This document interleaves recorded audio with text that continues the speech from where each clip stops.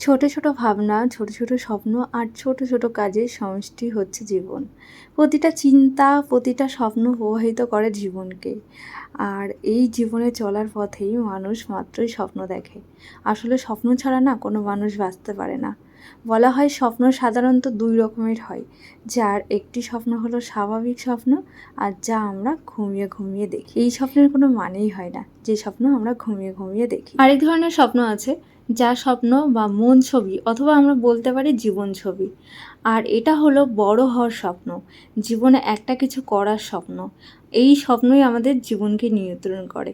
তাই স্বপ্ন দেখা ছিল না, জেগে জেগে স্বপ্ন দেখো। আর আমি যেন জেগে জেগে স্বপ্ন দেখতেই বেশি ভালোবাসি। তো তোমরা কে কে আমার মতন জেগে জেগে স্বপ্ন দেখতে ভালোবাসো অবশ্যই কমেন্ট বক্সে জানিও। আমি এখন যাচ্ছি চাকদাতে।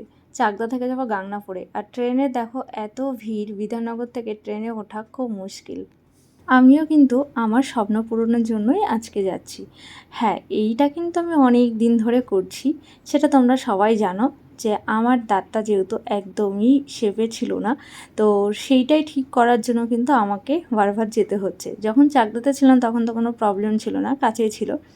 তো এখন যেহেতু কলকাতাতে শিফট করেছি, ওখান থেকে চাকদাতে আসতে হয়। ওই মাসে 2-3 বার তো আসতেই হয়, কখনো দরকার পড়লে এই সপ্তাহ সপ্তাহ করেও আসতে হয়। তো যাই হোক, সেটাই আর কি আমার কাছে সত্যিই একটা স্বপ্ন। ঠিকঠাক হয়ে গেলে তো সত্যিই আমি যে কতটা খুশি হব সেটা আমি হয়তো কাউকে বলে বোঝাতে পারবো না। তার কারণ ছোট থেকে মানুষের কাছে এত কথা শুনেছি এই জিনিসটা নিয়ে, এখনও আমি শুনি। কি করবো বলো, কেউ তার নিজে ইচ্ছা করে নিজের চেহারার কোনো শেপ নষ্ট করে না। তো সেটা যদি জন্মগত হয় বা হয়ে যায় কোনো কারণবশত, তো সেটার জন্য আর কিছু বলার নেই। তো বাড়িতেই ঢুকলাম। আমাদের বাড়িতে ঢোকার হচ্ছে দুটো রাস্তা। তো এই পাশের রাস্তাটা, আমাদের বাড়িতে ঢোকার রাস্তা বলতে একটাই মেন রাস্তা, আর ওইটা হচ্ছে বাড়ির ওপর দিয়ে। তো বাড়ির পাশে হচ্ছে কালী পুজো। তো ওদের বাড়িতে আমাদের ইনভাইটও আছে। তো আমরা ডাক্তার দেখিয়ে তারপরে হচ্ছে ওদের বাড়িতে রাত্রেবেলা পুজো দেখে খাওয়া দাওয়া করে যাব গাংনাপুরে। আর যেতে হয়তো আমাদের অনেক রাত হবে। তো যখন ঢুকছিলাম তখন বেশ ভালোই লাগছিল, সুন্দর সাজিয়েছে ওরা। এবার আমরা একটু এই যে ঘরে আসলাম, স্কুটিটা যেহেতু নিতে হবে। আর সারা আসলেই ওদেরকেও ডাকবে, বেশ একটু খেলা করে, ওরও ভাল লাগে। আর ঈশার সঙ্গে যেহেতু ও ছোটো থেকে ঈশাকে দেখেছে, ঈশাকে ও খুব পছন্দও করে। আর সারা একটু না দৌড়াদৌড়ি, লাফালাফি এই সবগুলো বেশি পছন্দ করে, দেখবে সবসময় ও লাফালাফি এগুলো একটু বেশি করে। তো এবার দেখছিল যে হাওয়া টাওয়া আছে নাকি। আর ঘরের সব জানলাগুলো খুলে দেওয়া হয়েছে, তার কারণ আগের দিনকে আমরা একটা মেডিসিন দিয়ে গেছিলাম বাড়িতে, তো সেটা পোকামাকড় চলে যাওয়ার জন্য। তো দেখলাম বেশ ভালোই পরিষ্কার পরিচ্ছন্ন, তো আগের দিন করেই গেছিলাম, পরিষ্কার পরিচ্ছন্নই আছে বেশ। তো তারপরে একটু 10 মিনিট মতন রেস্ট করে আমরা এই যে ডাক্তারের কাছে বেরিয়ে পড়লাম। তো ডাক্তারের কাছে যাব, গিয়ে ডাক্তার দেখাবো, তারপরে আর একটা জায়গায় যাওয়ার আছে, তো সেটা সিক্রেট থাক সেটা আর জানাচ্ছি না। তো সেখানে কাজটা কমপ্লিট করে তারপরে হচ্ছে ঈশাদের বাড়িতে পুজোটা দেখবো। এখন চাকদাতে আসলে বেশিরভাগ গাংনাপুরেই যাওয়া হচ্ছে ওই বাড়িতে। কারণ এখানে ওই রান্নাবান্না করা, আবার সব বাজারঘাট করে নিয়ে এসে রান্না করা খুবই ঝামেলা। তো ওই জন্য ওই বাড়িতেই আমরা চলে যাচ্ছি। তো আমরা ডাক্তার কাছে চলেও এসেছি, চলো এবার দেখিয়ে নিই। আমার যেহেতু আমার ট্রিটমেন্টটা একটু অন্যরকমই, মানে অর্থ ট্রিটমেন্ট, তো এটা একটু অনেকটা টাইম লাগে আর খুব ধীরে সুস্থে করতে হয় এইটা। তো স্যার ওই জন্য আমাকে বলেছে যে মানে একটু সবার লাস্টে গেলে কি কাজটা খুব ভালো করে করতে পারে। তো তারপরে আমার কাজটা হয়ে গেল, আর এই যে বেরোচ্ছি, এখন প্রায় বাজে 10টা। তো এখন যাচ্ছি আমার যে নেক্সট কাজটা রয়েছে সেই কাজটা করতে। এখানে আসলে আমি এতগুলো কাজ নিয়ে আসি যে একটু ফ্রিভাবে ঘুরবো বা একটু কারোর সঙ্গে দেখা করব, সেটা আর একেবারেই হয়ে ওঠে না। চাকদার বাড়িটা তো ভাড়া দিতে চেয়েছি, কিন্তু এখনও পর্যন্ত কোনো কাস্টমার পাইনি। যদি পেয়ে যায় তাহলে আমার তো খুবই ভালো হয়।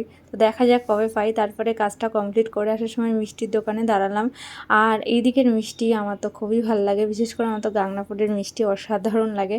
আর কলকাতার কোনো মিষ্টি আমার একদম ভালো লাগে না খেতে। তো এটা নিয়েছিলাম, সারা নিল, ও বলছে এটা বেবি এগ মানে ডিমের কুসুম। তারপরে যাই হোক খেলাম, মিষ্টি খেয়ে আসলাম, দেখি গেট পড়ে গেছে। আমরা বাড়িতে এসছি, এসে একটু ঠাকুর প্রণাম করে তারপর খেতে বসে গেছি।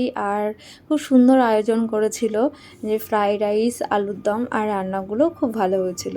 আর শেষ পাতে ছিল চাটনি, পাঁপড় আর রসগোল্লা। তো আমি রসগোল্লাটা খুব পছন্দ করি, জন্য দুটো নিয়েছিলাম। তারপরে খাওয়া দাওয়ার পরে আবার একটু ঠাকুরের সামনে বসলাম, বসে একটু রেস্ট করে একটু পুজো দেখে তারপরে বেরোবো।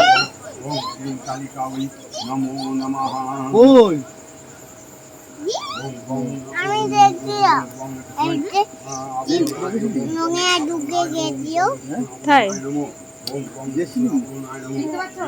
এই যে আমরা এখন বেরিয়ে পড়ছি, এখন বাজে হচ্ছে 11:20 মতন। তো যেতে যেতে 12টা হয়ে যাবে। খাওয়া দাওয়ার কোনো ব্যাপার নেই, বাড়িতে গিয়ে জাস্ট ফ্রেশ হয়ে শুয়ে পড়বো।